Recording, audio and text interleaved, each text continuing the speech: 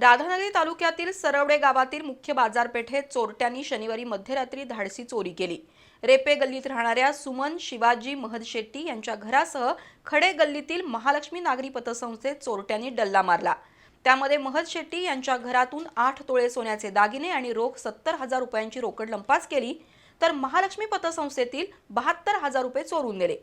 भर लोकवस्तीमधून 7,40,000 रुपयांची चोरी झाल्यानं सरवडे गावात खळबळ उडाली। गावातील सीसीटीव्ही कॅमेरे बंद असल्याने ग्रामस्थांनी तीव्र नाराजी व्यक्त केली। राधानगरी तालुक्यातील सरवडे गावात शनिवारी मध्यरात्री धाडसी चोरी झाली। अज्ञात चोरट्यांनी सुमन महद शेट्टी यांच्या बंद घराचं कुलूप तोडून कपाटातील सुमारे 8 तोळे सोन्याचे दागिने आणि रोख 70,000 रुपये लंपास केले। त्यानंतर खडेगल्लीत असणाऱ्या महालक्ष्मी नागरी पतसंस्थेतील 72,000 रुपये चोरून नेले।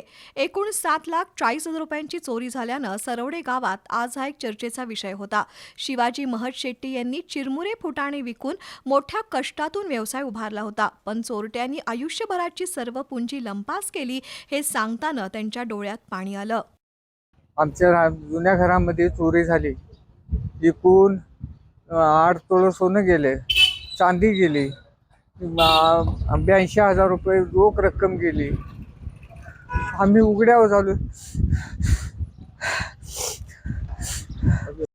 सरवडे गावातील सीसीटीव्ही कॅमेरे बंद असल्यानं ग्रामस्थांनी ग्रामपंचायतीच्या कारभाराबद्दलही नाराजी व्यक्त केली। दरम्यान पोलिसांनी घटनास्थळी धाव घेऊन श्वान पथक आणि ठसे तज्ज्ञांना पाचारण केलं। वास्तविक सरवडे गावात सुमारे 48 गावांच्या सुरक्षेसाठी पोलिसांचा आउटपोस्ट आहे, पण हे आउटपोस्ट अनेक वर्ष बंदच आहे।